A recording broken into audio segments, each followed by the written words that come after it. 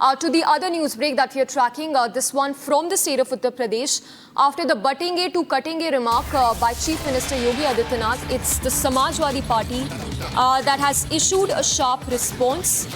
It says that the party says, and I quote, "We will neither be divided nor cut. Those who hate will be removed in 2027. That's the hoarding war that seems to have erupted. You see that slogan that's been put out, which is a sharp retort to that buttinge to cuttinge remark by Chief Minister Yogi Adityanath. Let's go across to Ajay Dubey. He's reporting live from that very location where these hoardings have been put up. Ajay, if you can put this in context for us, this is a sharp response to the BJP's clarion call asking for Hindu unity, at the same time saying that those who try to divide the country will not be spared. Definitely, this slogan is much in discussion, not in Uttar Pradesh only, but in Maharashtra, but in various states also. Now, Samajwadi Party is giving counter on this poster, on this statement given by Chief Minister. Buttinge to cuttinge. They are giving counter. They are relating this issue with PDA. They are relating this issue with the other caste. I am joined by the BJP State Minister Dinesh Pratap Singh. Dinesh जी, बटेंगे तो कटेंगे का counter Sapa करती दिख रही है.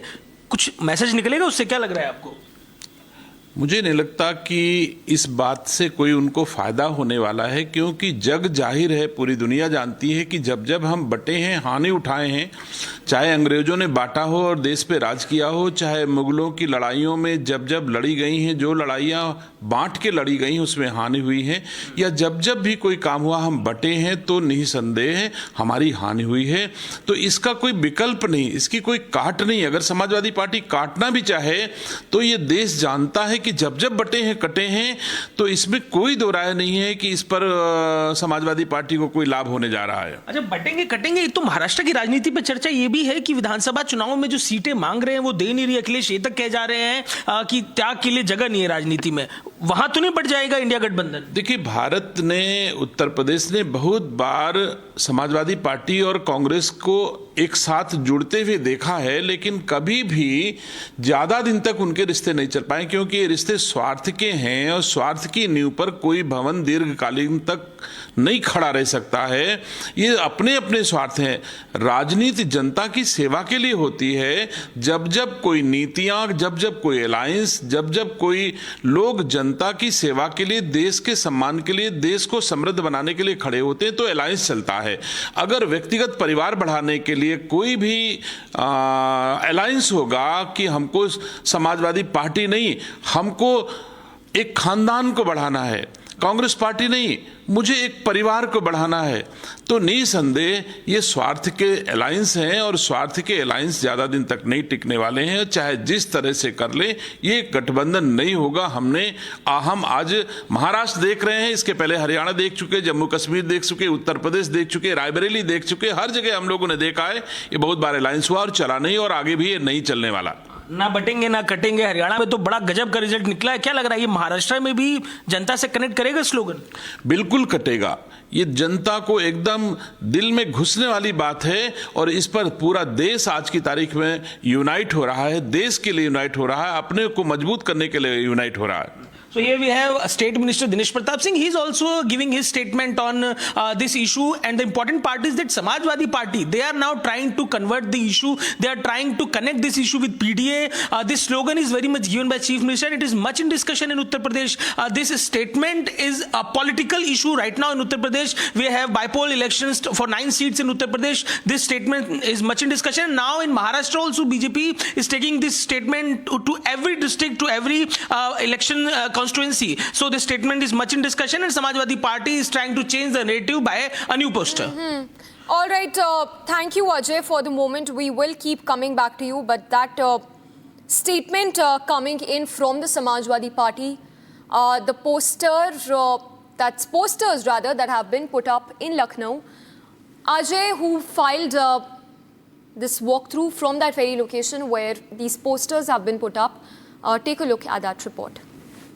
मुख्यमंत्री योगी आदित्यनाथ ने कटेंगे तो बटेंगे का जो नारा दिया है उसकी गूंज अब महाराष्ट्र तक सुनाई दे रही है। महाराष्ट्र में भी बीजेपी इस नारे को लेकर चुनावों में उतरी है और इस नारे के काउंटर में लखनऊ की सड़कों पर पोस्टर लगा है। देखिए ये वो पोस्टर है, अखिलेश यादव के घर के ठीक सामने पोस्टर लगा है, लिखा है ना बटेंगे ना कटेंगे, 2027 को नफरत करने वाले हटेंगे। तो देखिए ये पोस्टर है, पोस्टर में तमाम अलग अलग धर्मों के जो लोग हैं उनकी तस्वीरें और इसके साथ ही अखिलेश यादव की भी तस्वीर है।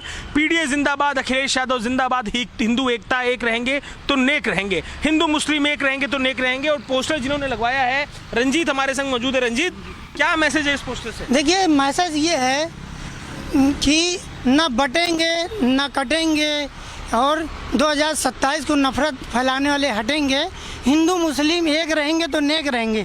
आप देख लीजिए जिस तरह से प्रदेश में भाईचारा को जिस तरह से खतरे में डाला जा रहा है। हमारे पड़ोसी अगर बीमार हो जाए हिंदू तो मुसलमान देखने आता है, मुसलमान बीमार हो जाए तो हिंदू देखने आता है। सबका खून लाल है और इस लाल खून को हम बर्बाद नहीं होने देंगे, भाईचारा को ख़त्म नहीं होने देंगे। और समाजवादी लोग चाहते हैं कि उत्तर प्रदेश में भाईचारा एकता हो और नफरत की राजनीति खत्म हो। और हम लोग माननीय अखिलेश यादव, ये नारा जो है आपका, ये बीजेपी के काउंटर का ही नारा तो नहीं है? क्या नारा है ये देखिए जिस तरह से आरएसएस व बीजेपी की लोग नफरत फैलाते हैं, कटेंगे बटेंगे, किसको काटने की बात करते हैं? आप देख लिए बहराइच में किस तरह से घटना हुई, इस्लामिक झंडे को उतारा गया और किस पार्टी के लोग निकले। और आज इसी नारे की वजह की इतना बड़ा वो फैलता चला जा रहा है। और मैं चाहता हूँ अपने मीडिया के माध्यम से कभी भी किसी के झंडे का अपमान ना हो, और चाहे हिंदू का झंडा हो चाहे इस्लाम का झंडा हो, लेकिन भाईचारा से रहना चाहिए, कभी किसी को नफरत से नहीं जीना चाहिए।